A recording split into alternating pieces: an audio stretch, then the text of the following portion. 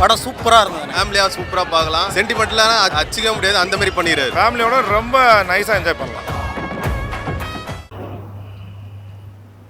இது யார் ஸ்டார்ட் பண்ணுறான்னு சொன்னால், முதல்ல அங்கே ஒரு திராவிட முன்னேற்ற கழகத்தில் வந்து சிவாஜின்னு ஒருத்தர் இருக்கார். சிவாஜி கிருஷ்ணமூர்த்தியார் பேர்.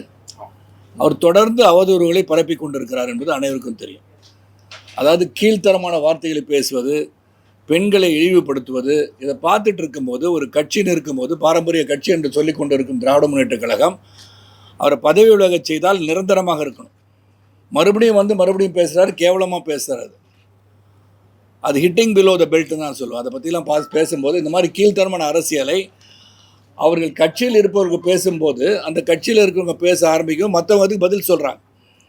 ஆனால் அதே ரேஞ்சில் பதில் சொல்லாவிட்டாலும் இதை வந்து கண்டிக்கத்தக்கதுன்னு சொல்லும்போது கூட அவங்க அதை வந்து தடுக்கிற மாதிரி தெரியல. அப்படி என்ன ஆயிடுதுன்னா, அது பிரதிபலன் ஒவ்வொருவரும் ஒவ்வொரு பற்றி பேசுகின்ற ஒரு கலாச்சாரம் இங்கே உருவாகி விட்டது என்பது சொல்வது அது முக்கியம் நான் நினைக்கிறேன். அதனால் இதை தவிர்த்து விட்டு நாம் என்ன செய்ய போகிறோம், மக்களுக்காக என்ன செய்ய போகிறோம், திட்டங்கள் என்ன, இதுவரை செய்யாது என்ன, செய்ய போவது என்ன என்பதை சொல்வது தான் சிறப்பாக இருக்குமே ஒழிய தனிப்பட்ட நபருடைய தாக்குதலில் வந்து யாராக இருந்தாலும் அதை இல்லாமல் இருப்பது நல்லது நான் நினைக்கிறேன்.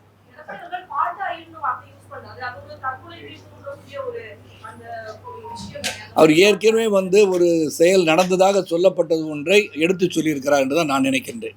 அதுக்குள்ளே நான் தீவிரமாக அது உள்ள டீப்பாக போய் 2020 மக்களுக்கு நாம் என்ன செய்ய வேண்டும் பேசுகிறேன். இந்த பால்டாயில் பிரச்சனையை பற்றி நான் பேச விரும்பவில்லை. அவர் சொன்னதுக்கு காரணம் இருக்குது. அவங்க அவரை தவழ்ந்து போனவங்கன்னு சொல்லியிருக்காங்க இல்லையா. அப்போ தொடர்ந்து நீங்கள் வந்து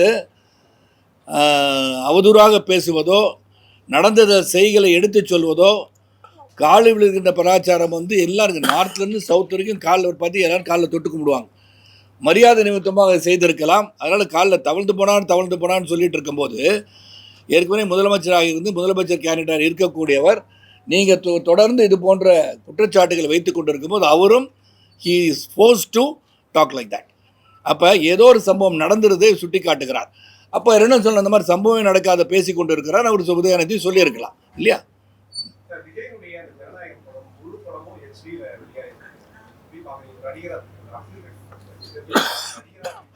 நடிகராக வந்து அது வந்து நான் வந்து உடனடியாக வந்து ஏற்கனவே வந்து அதை வந்து சைபர் கிரைமில் ரிப்போர்ட் பண்ணியிருக்கணும், கமிஷனர் ஆஃப் போலீஸ் ரிப்போர்ட் பண்ணியிருக்கணும். அவங்க நடவடிக்கை எடுக்கணும். யார் இந்த குற்றத்தை செய்தார் என்று கண்டுபிடிப்பது மிக மிக மிக அவசியம். இதில் ஒன்று தான் எனக்கு இதில் வந்து கருத்து என்னவென்று சொன்னால், நான் வந்து ஸ்ட்ராங்காக சப்போர்ட் தி திங். என்னென்னா, ஒரு படம் வந்து எடுக்கிறது ரொம்ப ரொம்ப கஷ்டம். அது முதலீடு அதிகம், ஒருவருடன் உழைப்பு அதிகம். அந்த உழைப்பை ஒருவன் திருடுகிறான் என்று சொன்னாலே அது வந்து தவறான ஒரு செயல். ஏன்னா அந்த தொட்டு பார்க்கும்போது திருட்டு விசிடியே நம்மளால் தடுக்க முடியல. அப்போ திருட்டு விசிடியாக வந்துட்டு இருந்துச்சு. இப்போ படம் வந்து லீக் ஆகுதுன்னு சொல்கிறோம். அப்போ இதற்கு வந்து கடுமையான நடவடிக்கை எடுக்கணும். அந்த அரசு இப்போ இருக்கிற காபத்து அரசு வந்து இது போலீஸ் தரப்பில் வந்து அதனுடைய சைபர் கிரைம்லையும் சரி, போலீஸ் கமிஷனர்ஸை உடனடியாக பார்க்கணும். Intelligence people should be activated, immediately find out who did this crime. இதில் ஒன்று நான் சொல்ல கருத்து, எனக்கு ஒரு சின்ன கருத்து வேறுபாடு என்னென்னா, இது அரசியலாக்கக்கூடாது. ஆதவ் அர்ஜுன் என்பவர் எதை பார்த்தாலும் அரசியல் செய்து கொண்டு இருக்கின்றார். இது அரசியல் அல்ல. நீங்கள் அரசியல் அப்படின்னு சொன்னீங்கன்னா, என் படம் உங்களுக்கெல்லாம் ஞாபகம் இருக்கும். ஜக்கு பாயிண்ட் ஒரு படம் பல ஆண்டுகளுக்கு முன்பு ரிலீஸ் ஆச்சு. ஒரே நாளில் we lost about 15 crore rupees. Myself my wife produce that film. அப்போ வந்து ஜக்கு பாயிண்ட்ற படம் ப்ரீவியஸ்லி இன்டர்நெட்டில் it was release throughout the world. அப்போ சேம் இதே கலை உலகம் எங்களுக்கு சப்போர்ட்டுக்கு வந்தாங்க. அப்போ நான் வந்து அன்று வந்து திராவிட முன்னேற்ற கழகத்திலிருந்து வெளியே வந்து விட்டேன். அன்னைக்கு நான் வந்து திராவிட முன்னேற்ற கழகம் தான் அதுக்கு காரணம் நான் சுட்டி காட்டலை. நாம் எதற்காக எதை பயன்படுத்த வேண்டும் சிந்தித்து பார்க்க வேண்டும். உங்களுக்கு ஒன்று நடந்துருச்சுன்னா அது உடனே இன்றைக்கி இருக்க மத்திய ஆட்சியாளர் தான் செய்கிறார் என்று சொல்வதை நான் வந்து வன்மையாக கண்டிக்கிறேன். ஆனால் இதை வந்து உடனடியாக காவல்துறையும் சரி, சைபர் கிரைமில் உடனடியாக கண்டுபிடிச்சு யார் குற்றவாளி என்று மக்களுக்கு தெரியப்படுத்துவது நல்லது. ஆனால் அரசியல் ஆதாயம் காண வேண்டாம் என்று நான் ஆதவ அர்ஜுனாக சொல்கிறேன்.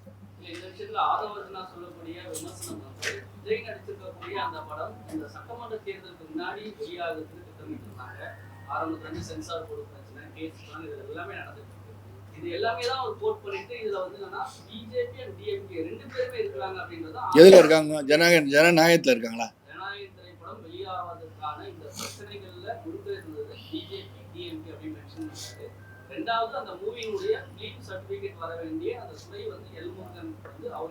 எல்முருகன் கீழே இல்லை, சென்சார் போர்டில் சிபிஎஃப்சியில் இருக்குது.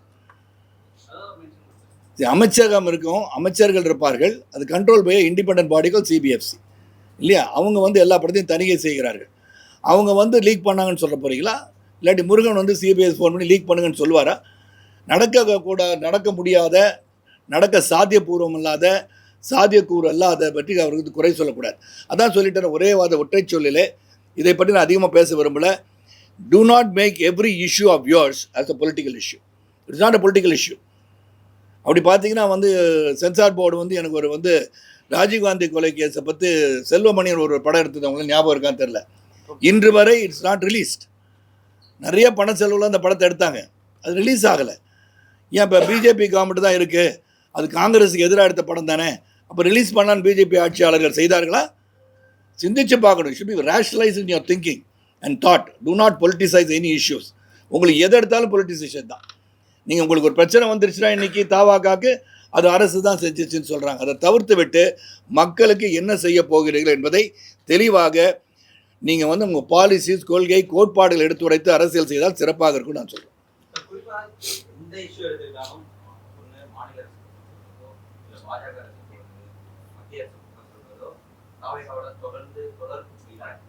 ஏதோ ஒரு இஷ்யூ நடக்குது, ஏதோ ஒரு இடத்துல நடக்குது, அவங்களுக்கு ஏதாவது பிரச்சனை நடக்குது அப்படின்னா தொடர்ந்து யாராவது ஒருத்தவங்க வந்து குடும்பம் சாட்டிட்டு அவங்க அதுக்கு ப்ரிப்பேர் ஆகணும்.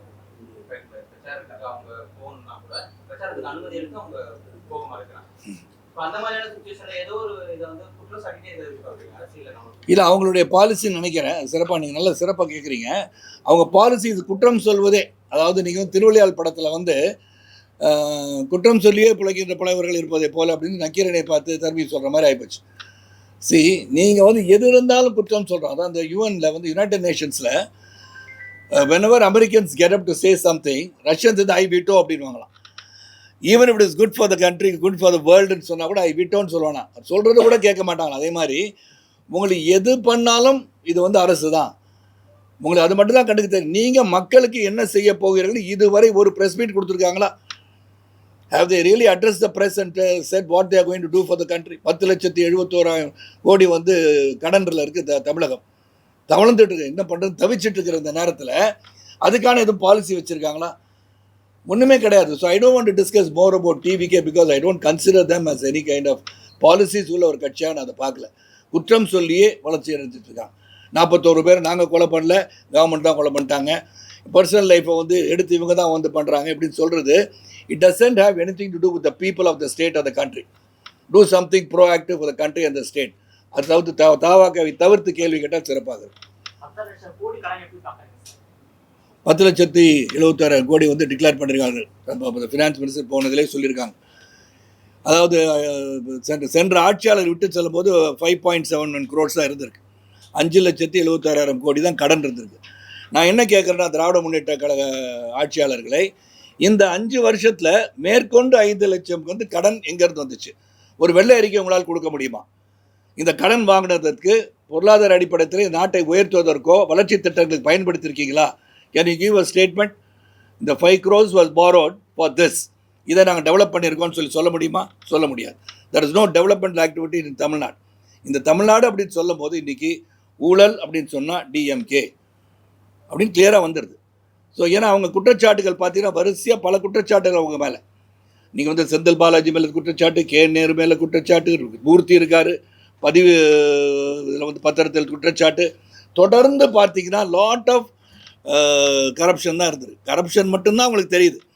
இதையெல்லாம் தவிர்த்து இந்த கரப்ஷனில் வந்து சம்பாதிக்கிறத தவிர்த்துருந்தாங்கன்னா இந்த 10 லட்சம் கோடியில் வந்து ஒரு அட்லீஸ்ட் ஒரு 3-4 லட்சம் கோடியை குறைச்சிருக்கலாம். இன்றைக்கி வந்து லேப்டாப் மாணவர்களுக்கெல்லாம் கொடுத்துருக்கலாம். மாணவர்களின் கல்வி கடனை உடனடியாக ரத்து செஞ்சுருக்கலாம். மகளிருக்கு கொடுக்க வேண்டிய வந்து 1000 ரூபாய் வந்து 5000 ரூபாய் என்றைக்கோ கொடுத்துருக்கலாம். ஸோ இதையெல்லாம் செய்யாமல் they have developed their own family. It is a dynasty ரூல்னு சொல்கிறது வந்து சரி மகனுக்கு அப்புறம் பிள்ளை அப்படின்னு சொல்கிறது, இது வந்து அரசியலில் ஒவ்வொருமா என்று தெரியவில்லை. ஏன்னா தொடர்ந்து அவங்க தான் இருக்கும் போது they become very powerful. அதிகாரமும் பணபலமும் வந்து அதிகரித்தே கொண்டு போகும்போது அது ஒரு சர்வாதிகாரி ஆட்சியாக அமைந்துவிடும் என்பது எங்களுடைய கருத்து.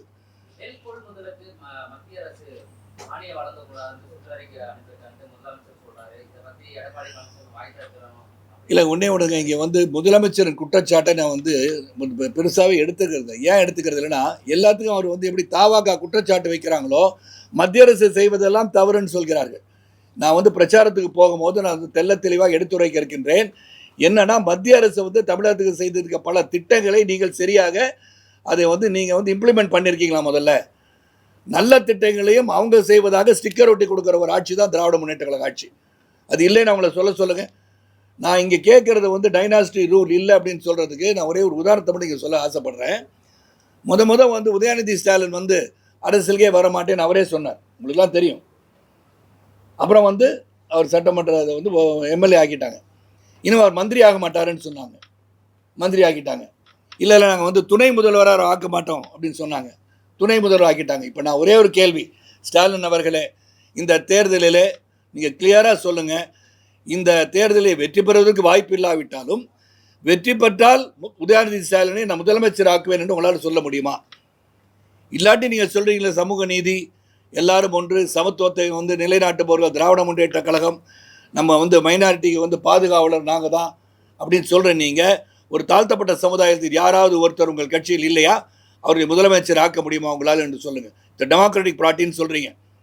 அப்படி டெமோக்ராட்டிக் பார்ட்டியாக திராவிட முன்னேற்ற கழகம் இருந்தால் குடும்பத்தை தவிர வேறு யாருமே அறிவு ஆற்றல் திறமை உள்ளவர் அங்கே இல்லையா என்ற கேள்வியை நான் வந்து அன்பு சகோதரர் முதலமைச்சராக இருந்த ஸ்டாலின் அவர்களை கேட்கிறேன்.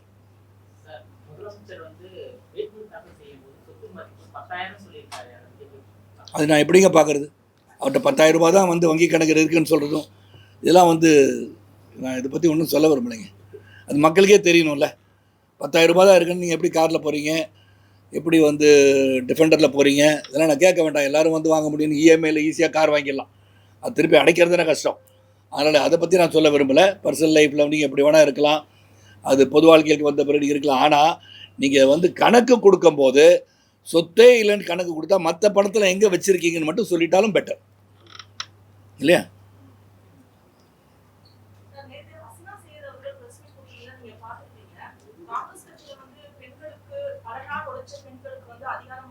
அதுதானே நீங்கள் just telling me about this. அவங்களுக்கு சொல்லிடுறீங்க எந்த அளவிற்கு காங்கிரஸ் கட்சி பெண்களை ஒதுக்கி இருக்கிறது, பெண்களை சமூக வாழ்க்கையிலும் சமுதாய வாழ்க்கையிலும் அரசியலிலும் வரவிடக்கூடாது என்று திட்டம் போட்டு வேலை செய்கிறது என்பதை திருமதி அசினா சையத் அவர்கள் தன்னுடைய குற்றச்சாட்டில் தெளிவாக சொல்கிறாங்க. அதாவது போட்டியிடக்கூடிய இடங்களை விற்று விட்டார்கள், they have sold the partyன்னு சொல்கிறாங்க. செல்வ பெருந்தகை சீட்டுகளை விற்று விட்டார். அதற்கு உடந்தையாக இருந்தது யார் என்றால் மல்லிகார்ஜுன கார்கேன்னு அகில இந்திய காங்கிரஸ் தலைவரை குற்றம் சாட்டுகிறார். உடனடியாக அதற்கு விளக்கம் சொல்லாமலோ அல்லது அசினா சையத் சொல்வதில் அதற்கான விளக்கத்தை கொடுக்காமல் அவரை கட்சியை விட்டு நீக்குகிறார் என்று சொன்னால் எவ்வளோ ஒரு வெட்கக்கேடான விஷயம். 16ஆம் தேதி மகளிர் இடஒதுக்கீட்டான மசோதா வருகிறது. அது குறித்து பாராளுமன்றத்தில் பெரிய விஷயம் பேசப்பட போகிறது. ஆனால் காங்கிரஸில் பெண்களை மதிக்கவே இல்லை என்று அசினா சையத் சொல்லியிருப்பது உண்மையிலேயே வெட்கக்கேடான விஷயம். காங்கிரஸ் கட்சி இதற்கு பதில் சொல்லி ஆக வேண்டும். சீட்டுகளை விற்பது அப்படின்னு ஒரு மகளிர் அணி தலைவி, மாநில மகளிர் அணி தலைவி சொல்லி இருப்பது காங்கிரஸ் கட்சியினுடைய பெண்கள் விரோத போக்கை தெளிவாக எடுத்து காண்பிக்கும். அந்த ப்ரெஸ் மீட்டுக்கு வரும்போது சார் அதை பற்றி பேசிட்டு வந்தாங்க. அதனால தான் அவங்க வந்து தெளிவாக சொல்லிட்டு உங்களுக்கு சொல்கிறேன்.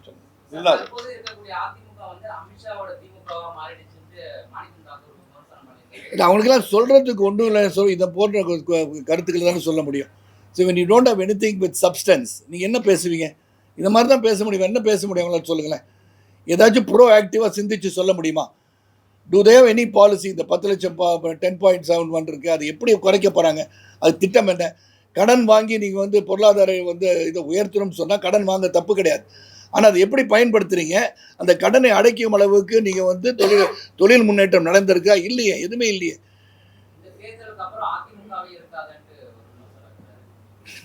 இந்த தேர்தலுக்கு அவங்க இருக்க மாட்டாங்கன்னு சொல்கிறது முதல்ல இவர் சொல்கிறான்னு நினைக்கிறேன். ஏன்னா ரெண்டாவது நான் சொல்கிறது ஊழலை பற்றி உங்களுக்கு சொன்னேன். தொடர்ந்து ஊழல் ஊழல் ஊழல், இட்ஸ் கரப்ஷன். இந்த government is full of corruption. அதை மாற்றவே முடியாது. அது கே நேருவாக இருக்கட்டும், மூர்த்தியாக இருக்கட்டும், நீங்கள் பொன்முடியாக இருக்கட்டும். அந்த பொன்முடி மட்டும் அவர்கள் என்ன பண்ணுறாரு, பொன்முடி அதோட அவதூறாக அவரை பேசுகிறான். உனக்கெல்லாம் பஸ் பாஸ் நான் இலவசமாக கொடுத்துருக்கேன், நீ கேள்வியை கேட்கக்கூடாதுன்னு சொல்கிறார். எவ்வளோ விஷயங்கள் கீழ்த்தரமாக பெண்களை இழிவுபடுத்துகின்ற ஒரு ஆட்சி என்று சொன்னால் இவர்கள் தான். அப்போ இவங்க என்ன பண்ணிடணும், நீக்க வேண்டாம் அவங்களெல்லாம்? ஒரு ஜனநாயகத்தில் ஒரு ஆட்சியாளர்கள், சிறந்த முறையில் ஆட்சி செய்பவர்கள் மகளிரை இழிவுபடுத்தி கொண்டிருக்கார்கள். You degrading women in this government. அது நடந்துக்கிட்டே இருக்கு. அண்ட் ரெண்டாவது, போதையை பற்றி நம்ம சொல்ல வேண்டியிருக்கு. நான் சொல்லிடுறேன், வச்சுருக்கேன். போதை கலாச்சாரம் வந்து ஊடுருக்கா இல்லையான்னு உங்கள் எல்லாருக்குமே தெரியும். It is ruining our society, ruining the future youth of a கண்ட்ரின்னு சொல்லணும் இந்த ஸ்டேட். அப்போ இது ஊடுருவதை தடுத்திருக்கிறார்களா உங்களால் சொல்ல முடியுமா? நெஞ்ச தொட்டு கஞ்சா கலாச்சாரமும் போதை கலாச்சாரமும் மெத் கலாச்சாரமும் டாஸ்மாக் நீ எடுத்துக்கோங்களேன். ஒரு டாஸ்மாக் கடையில் வந்து 30,000 பேர் வந்து இது பண்ணுறாங்கன்னா ஒரு பிரைமரி ஹெல்த் சென்டர் வந்து எவ்வளோ இது பண்ணுறாங்கன்னு பார்த்து கணக்கு எடுத்து பார்த்தீங்கன்னா நீங்கள் தன் போதைக்கு தான் அதிகம், உங்களுக்கு மாத்திரை கூட கிடைக்காது. ஸோ அப்படி இருக்கிற ஒரு சூழலில் இவங்க ரெவன்யூவே வந்து is based on only the revenue from TASMAC. அப்போ அது என்ன நடக்குது? அவருக்கு அரசுக்கு ரெவன்யூ வருது, அதை ஏன் தடுக்கிறோன்னு நினச்சிட்டிங்கன்னா இந்த வருமானத்தில் நீங்கள் என்ன பண்ணுறீங்கன்னு யோசனை பண்ணி பாருங்கள். பேக்ட்ராப் ஆஃப் திஸ் எவ்வளோ பேர் விதவைகளாகிறாங்க தமிழகத்தில் மட்டும்தான். ஆல் இண்டியா லெவலில் புள்ளி விவரங்கள் சொல்கின்றன, இந்த குடிப்பழக்கத்தினால் அதிகமான விதவைகள் இருப்பது தமிழகத்தில் என்று புள்ளி விவரங்கள் சொல்ல ரெஃபர் பண்ணிக்கோங்க. அப்போ இங்கே வந்து ஏற்கனவே ஒருமுறை கனிமொழி அவர்கள், அன்பு சகோதரி கனிமொழி அவர்கள் எவ்வளோ தூரம் அது வந்து நாங்கள் வந்தோடனே முதல் கையெழுத்து டாஸ்மாகை ஒழிப்போம் என்று சொன்னார்களா இல்லையா?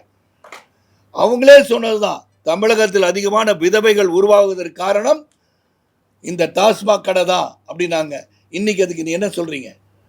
Have you not found any other alternative revenue source? உங்களால் முடியல இல்லை? அப்போ you are not develop the state. உங்களாக இண்டஸ்ட்ரியல் ரெவல்யூஷன் உருவாக்க முடியல, எதுவுமே நடக்கலை. நீங்கள் வந்து எந்த ஒரு டெவலப்மெண்ட்டும் திடீர்னு ஒரு சொல்லுங்கள் வருவிய இந்த 1954 1963 வரை பெருந்தலைவர் ஆட்சியில் வந்து என்னெல்லாம் கொண்டு வந்தாங்க. How was it possible? It was possible because you had a very good relationship with the center, though both were Congress government at that point of time. ஆனால் தட் சீஃப் மினிஸ்டர் எல்லாத்தையும் தமிழகத்துக்கு கொண்டு வரணும்னு உழைச்சார். இங்கே வரதையும் நீங்கள் தடுக்கிறீங்க. ஒரு மும்மொழி கொள்கையை வந்து எவரை தவறான முறையில் பயன்படுத்தி கொண்டிருக்கிறீர்கள். Language is very important. இதுக்கு ஒரே ஒரு உதாரணம் சொல்கிறேன். இங்கே என்ன சொன்னாங்க? இந்தியை திணிக்கிறார்கள் தவறான ஒரு பிரச்சாரத்தை செஞ்சிட்ருக்காங்க. மக்கள் தெளிவாக புரிந்து கொள்ள வேண்டும். நீங்கள் வந்து பாலக்காட்டு கிட்ட இருக்கீங்க, கேரளா பார்டரில் இருந்தீங்கன்னா லேர்ன் மலையாளம். ஆந்திரா பார்டரில் இருக்கீங்களா, அங்கே வந்து தெலுங்கு கற்றுக்கோன்றாங்க. இந்தியை ஒன்று கற்றுக்கோங்கன்னு சொல்லலை அவங்க. Hindi is a common language spoken through out the country. இங்கேருந்து நான் பயணிக்கும் போது எங்கே போனாலும் ஹிந்தி பேசிட்டு அவங்களால சர்வே பண்ண முடியுமா முடியாதா? உங்கள் நெஞ்சத்தோடு சொல்லுங்கள். இதனால் ஒரு கோயிங் பேக் த இன்டர்நேஷ்னல் லெவலில் 1965 when Singapore separated from Malaysia, அப்போ லீ குவான் யூ வந்து என்ன நினைக்கிறாருன்னா, there are Chinese, there are Malays and there are Tamils. இவங்க தான் 3 major population citizens in Singapore. Singapore ஒரு ஸ்லம் மாதிரி இருந்துச்சு. அப்போ under developed place. He took a challenge to develop Singapore. அப்போ என்ன பண்ணார்? ஒரு காமனாக என்ன பண்ணலாம், மலையை வச்சா தமிழர்களும் கோத்துக் கொள்வார்கள், அப்புறம் சீனர்களும் கோபித்துக் கொள்வார்கள் அப்படின்னு சொல்லி மலையை வச்சா இவங்க 2 பேரும் கோச்சுக்குவாங்க, ஒரு ஒற்றுமையை உருவாக்க முடியாது சொன்னோன்னே the common language that was used in English boldly said by Lee Kuan Yew. அப்போ லீ குவான் யூ எடுத்த முடிவு சரியான முடிவாக இருந்தனால் சிங்கப்பூர் வளர்ந்தது. அப்போ ஒரு காமன் லாங்குவேஜை வந்து நம்ம திணிக்கிறோம் சொல்லி மக்களை திசை திருப்பி கொண்டு இருக்காதீர்கள். நீங்கள் ஹிந்தி எஜுகேஷன் மூலமாக ஆட்சிக்கு வந்திருக்கிறீங்க, அதே டோன்ட் ஃபாலோ இட். அப்போ உங்கள் பள்ளிக்கூடங்கள், நீங்கள் நடத்துகின்ற பள்ளிக்கூடத்துக்கு ஹிந்தி கற்றுத்தருவது இல்லையா? இப்போ நான் இருக்கேங்க, நான் வந்து ஹிந்தி பேசுகிறேன், நீங்கள் பேசுகிறீங்க சொல்லுவீங்கன்னு, ஆனால் மற்றவர்கள் கற்றுக்கொள்ளாமல் இருந்துட்டாங்களே. You spoil the whole generation of people to learn a language. எங்கள் அப்பா வந்து என்ன ரஷ்ய மொழி கற்றுக்க சொன்னார். எவ்வளோ முட்டாள்தனமாக இருக்குன்னு சொல்ல முடியுமா? I learned Russian language. I did certificate in Russian language, even though I'm not using it anywhere. But ஒருவேளை ரஷ்யாவுக்கு போனால் அந்த ரஷ்யா மக்களும் ரஷ்யாவில் பேசுகிறதுக்கு உதவியாக இருக்கும் இல்லையா? Language is for communication. அது நீங்கள் பேசின உடனே சந்தோஷப்படுவாங்க, உடனே இன்னும் கொஞ்சம் நல்லாவே பேசுவாங்க உங்கள்கிட்ட. அதனால் தாய்மொழி மிக மிக அவசியம். மற்ற மொழிகளை கற்றுக்கொள்வதும் அவசியம் என்பதை உணர்த்துவது தான் அது. அதனால் என்ன பண்ணுறாங்க, நீங்கள் நவோதயா பள்ளிக்கூடலாம் இங்கே வரக்கூடாதுன்னு காரணம் அவங்க வந்து நிதி தரல. என்ன நிதி தரல உங்களுக்கு? கொடுத்ததெல்லாம் என்ன பண்ணுறீங்க? ஒரு வெள்ளரிக்கை கொடுங்க. இந்த 11 ஆண்டு கால ஆட்சி சென்ட்ரல் ஆட்சியில் 11 லட்சம் கோடி தமிழகத்திற்கு கொடுக்கப்பட்டிருக்கிறது. மோர் தென் அட்லீஸ்ட் ஒரு 10 times more then the Congress government has given to Tamil Nadu. அப்படி இருக்கும்போது இந்த நிதியெல்லாம் என்ன பண்ணீங்க? எவ்வளோ டெவலப்மெண்ட், இதை சொல்லிகிட்டே போகலாம். ஒவ்வொரு திட்டமும் சிந்தித்து செயல்பட்டு பாரதிய ஜனதா கட்சி ஆட்சி தமிழகத்தை வளர்ச்சி பாதையில் எடுத்துகிட்டு போகிறாங்க. தமிழ் சொல்கிற நீங்கள், மோடிஜி அவர்களும் சரி, பாரதிய ஜனதா கட்சியின் சகோதரர்களும் சரி, அவங்க தமிழை பற்றி பேசுகிறது நீங்கள் பேச மாட்டேன்றீங்க. நீங்கள் பல முறை சொல்லியாச்சு, உங்களை வைக்கிற உங்களுடைய தொழில் ஸ்தாபனத்துக்கு பேரே ஆங்கிலத்தில் தான் வைக்கிறீங்க, தமிழில் நீங்கள் வைக்கலை. அப்போ தமிழ் ஆர்வலர்கள் யார் என்று உங்களை தான் கேட்கணும்.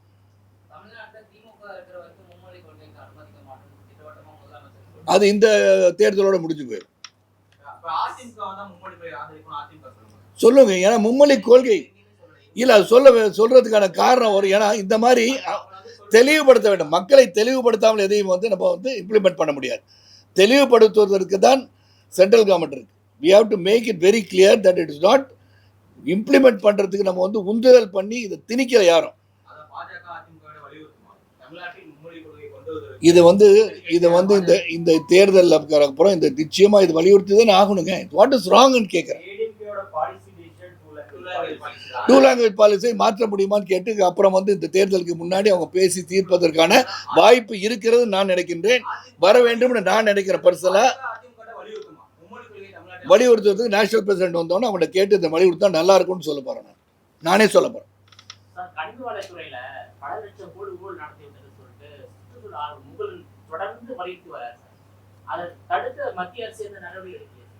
மத்திய அரசு நடவடிக்கை இங்கே ஸ்டேட் கவர்மெண்ட் தாங்க எல்லாமே பார்த்துட்டு இருக்கிறாங்க. இது சென்ட்ரல் கவர்மெண்ட் இவங்க டெய்லி கண்காணிக்க முடியல.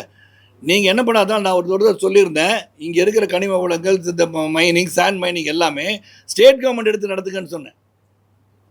இந்த state government runs, there is not going to be any corruption in it. நீங்கள் பாட்டு அள்ளிட்டு போகிறீங்க, யாரும் கேட்குறது ஆள் கிடையாது. 100 லாரி 200 லாரி ஜாம்லாம் ஆகுது சவுத்தில். இதெல்லாம் ஒன்றும் விலாவரியாக சொல்லிக்கிட்டே போகலாம். ஸோ என்னை பொறுத்த வரைக்கும் இந்த 2026 தேர்தலில் திராவிட முன்னேற்ற கழக ஆட்சி அகற்றப்பட வேண்டும். காரணங்கள் ஊழல், போதை, பெண்கள் அவமதிப்பு, there is no development whatsoever. கல்விக்கு போகிற தமிழகம் இப்போ போதை கலாச்சாரத்துக்கு பேர் போயிட்டுருக்கு. கரப்ஷன்னா திராவிட முன்னேற்ற கழகம் சொல்கிற அளவுக்கு போயிட்டுருக்கு.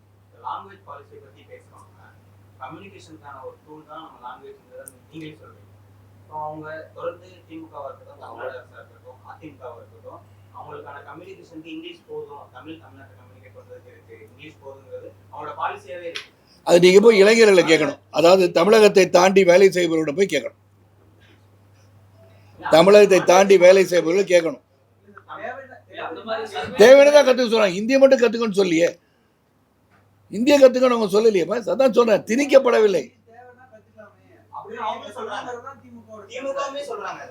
ஏன் ஒரு லாங்குவேஜை ஏன் கற்றுக்கணும்னு கேட்கறதை நம்ம அப்படியே வலியுறுத்தி கொண்டு இருக்கவே கூடாதுன்னு நான் சொல்கிறேன்.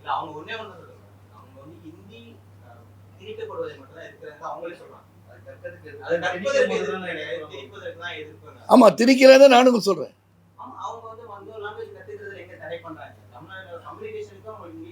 அதான் பார்த்து இந்திய திணிக்கலையே, திணிக்காத போது எதுக்கு இந்த கேள்வி நீ கேட்குற? அதை பார்த்து தேவை இருக்குன்னு தானே சொல்கிறேன். நீங்கள் அண்டை மொழி இன்னொரு மொழியை கற்றுக்கொள்ளுங்க தான் அவங்க சொல்கிறாங்க. இதனால என்ன உங்களுக்கு நிர்பந்தம் என்ன வருது? பஸ் 3வது கற்றுக்கணும்.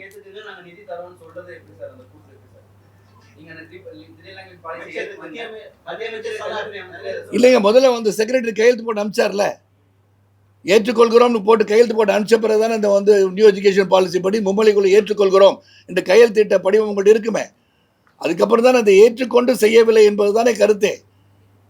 ஏற்றுக்கலன்னு நீங்கள் சொல்லுங்கள் அந்த secretary, I don't have the document here. ஏற்றுக்கிட்டாங்கல்ல, இதை ஒரு சர்ச்சையாக எடுத்துக்கூடாது. நீங்கள் ப்ரெஸ் உங்களை மாதிரி ஆளுங்க எடுத்துகிட்டு போய் மக்கள்கிட்ட பல மொழிகள் கற்றுப்பது நல்லதுன்னு சொல்லுங்கள். பல மொழிகள் கற்றுக்கொள்ளணும். ஆந்திரா போனால் நான் தெலுங்கில் பேசுகிறேங்க, நான் கர்நாடகா போனால் நான் கன்னடத்தில் பேசுகிறேன், ஏன்னா அவன் தமிழ் தெரியாட்டி. தமிழ் தெரிஞ்சால் தமிழில் பேசுவேன். கேரளா போனால் நான் மலையாளத்தை பேசுகிறேன், தமிழ்நாட்டில் தமிழ் பேசுகிறேன். நான் நார்த் இந்தியா போனால் நான் ஹிந்தியில் பேசுகிறேன். ஸோ ஜென்ரலாக எல்லாருக்கும் எதுவுமே தெரியாத மட்டும் இங்கிலீஷில் பேசுகிறேன். So is language depriving you from communication? Marathi இருக்குது, குஜராத்தி இருக்குது, எல்லாம் இருக்குது. Hindi is a common language in the entire கண்ட்ரிங்க. புரிஞ்சுக்கோ. எப்படி லீக்வானி பற்றி சொன்னோம்னோ Hindi is a common language which everybody can understand and speak. உங்களுக்கு ஹிந்தி கற்றுக்க ஆசை இல்லையா சகோதரா? இல்லை உங்களுக்கு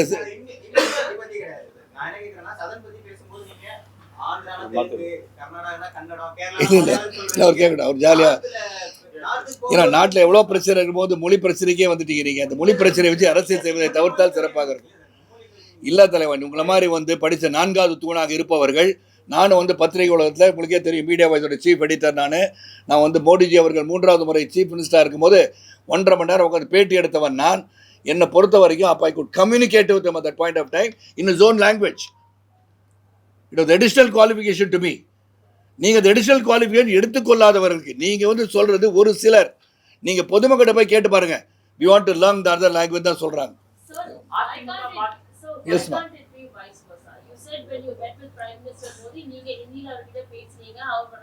இல்லை ஹிந்தியில் கூட பேசுகிறேன், ஹிந்தியில் கூட பேசுகிறேன். Correct. So Tamil, he is trying to learn Tamil. Even that you guys are ridiculing him. When somebody is attempting to speak a language, you make memes out of it. Come on, guys. Don't do that. தேசிய ஜனநாயக கூட்டணியின் வெற்றி வாய்ப்பு ரொம்ப சிறப்பாக இருக்குங்க. தமிழகத்துக்கு ஒரு விடிவு காலம் வந்து கொண்டு இருக்கிறது தான் சொல்லணும். வேற எதுவும் இந்த கொள்கையை பற்றி பேசினா தனிப்பட்ட முறையில் நான் உங்களை தனியாக சந்திக்கிற தலைவா. வேற எதுவும் முக்கியமாக தான் கேள்வி. பிரச்சாரத்தில் பல கருத்துக்கள் வைக்க வேண்டியிருக்குங்க. பல அந்த ஊழல் குற்றச்சாட்டுகள் என்ன நடந்திருக்கு, எப்படி இழிவுபடுத்தியிருக்காங்க. நீங்கள் மத்திய அரசு உங்களுக்கு நிதி கொடுக்கலன்னு சொன்னது விலாவரியாக புள்ளி விவரத்தோடு சொல்ல இருக்கேன்.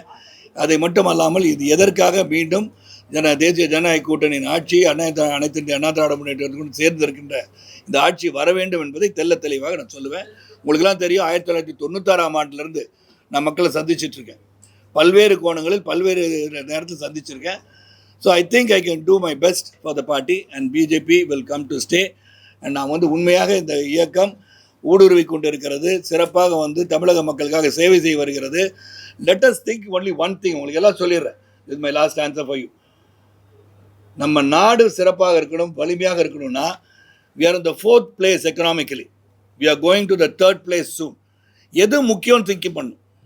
பொருளாதார ரீதியிலே நாட்டை உயர்த்துற ஒரு தலைவர் நாம் அமைந்திருக்கிறான் என்று சொன்னால் மோடிஜி அவர்கள் தான். அப்படி இருக்கும் போது அவர் கரங்களை ஏன் வலுப்படுத்தக்கூடாது என்று சிந்தித்தால் நமக்கு தான் நல்லது. அதை சிந்திக்க மாட்டேன்றோம். அன்பு சகோதரி கேட்டாங்க, மோடி ஏன் தமிழில் பேசுகிறேன்னு. இவர் கற்றுக்கிட்டு இருக்காரு. அடுத்த முறை தமிழில் பேச சொல்லுவோம். Is learning, is talking Tamil. அதையும் நீங்கள் ரெடிக்யூல் பண்ணுறீங்க. தத்து புத்துன்னு பேசினா தான் ஆங்கிலமே வரும். when you try to learn a language, you make mistakes, then you learn the language. When somebody is making mistakes, you ridicule him, you will slowly stop learning that language. So do not do that. And that to the Prime Minister of the country. ஆமாம் bus.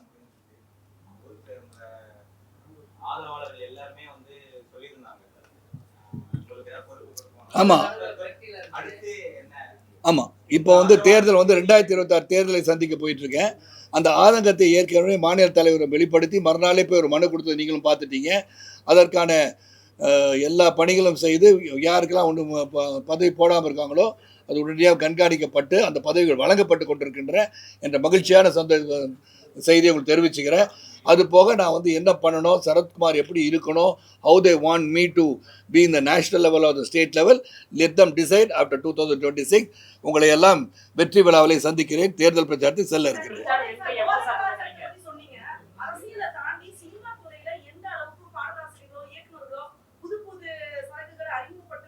சரக்குகள் புது சரக்குகளே அறிவிப்படுது. யார் அவரு?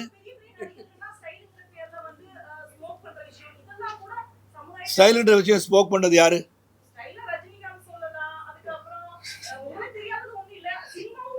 இல்லை ஒன்னே ஒன்று சொல்லிடுறேன். See, don't say that cinema influences people மட்டும் சொல்லிடாதீங்க. Because I'm the industry. ஒரு நிமிஷம் let me complete. I am from the industry. நான் புரட்சி தலைவர் மக்கள் தலைவர்களை பார்த்து நான் வளர்ந்துருக்கேன். இப்போ அதே மாதிரி பல படங்கள் நான் பார்க்குறேன். நீங்கள் பலர் செய்வதெல்லாம் பார்க்குறீங்க. சரத்குமார் செய்வதெல்லாம் நீங்கள் செய்வீங்களா? நான் திடீர்னு ஒரு கிணத்துல குதிப்பீங்களா? குதிக்க மாட்டீங்க. ஒரு நிமிஷம் இருங்க. ஒன் செகண்ட் இல்லை. See, there is certain level that you maintain your fan following also. எதை பண்ணணும், அறிவு ஆற்றல் திறமையுடன் பேசும்போது நல்லதை எடுத்துக்குங்க, தீயவே ஒழிச்சிருங்க. இவர் இந்த மாதிரி தூக்கி சிகரெட்டை போட்டார், அதே மாதிரி நானும் போடுவேன்றது அவர் அந்த படத்து காட்சிக்காக தேவைப்பட்டது செய்திருக்கலாம். அதை நீங்கள் பின்பற்ற வேண்டும் என்பது இல்லை. அப்போ வந்து சினிமாவில் வந்து அருவாள் எடுத்து வெட்டிட்டு இருக்காங்க. நீ இப்போ வெட்டிட்டு இருக்க முடியுமா? அவர் வெட்டுறார், நான் வெட்டுவேன்னு சொல்கிறது வந்து you should use your sense. இவ்வளோ தான் நான் சொல்லுவேன். என்னை பொறுத்த வரைக்கும் cinema is an entertainment media. We are there to entertain your people. Take the good things out of it, leave the bad things out of it. பிரச்சாரம் நாளைக்கு வந்து தொடங்குறதுக்கு வாய்ப்பு இருக்குது. நாளைக்கு வந்து நேஷனல் பிரசிடென்ட் வந்து மதுரைக்கு வராங்க, சாத்தூர், ராமநாதபுரம். அதை முடிச்சுட்டு நான் சென்னை வந்து சென்னையில் பண்ணிவிட்டு then program will be given by the state president, all the people are concern. அதை எடுத்துகிட்டு நான் தொடர்ந்து பிரச்சாரம் 21ஆம் தேதி வரைக்கும் பண்ணேன். இப்போ இல்லைன்னா தான் கண்டெஸ்ட் பண்ணலே முதலே சொல்லிட்டேன். அண்ணாமலைஜி அவர்களும் நானும் வந்து தேர்தல் களத்தில் நமது இயக்கம் வெற்றி பெறுவதற்கு பாடுபடுவோம்னு சொல்லிட்டோம். முதல்ல நிற்க சொன்னது நிற்கலையே. இப்போ 2 விஷயங்க. ஒன்று, நம்ம நேற்றைய முன்தினம் உங்கள் எல்லாரையும் வச்சுக்கிட்டு திரு மத்திய அமைச்சர் திரு பியூஷ் கோயல்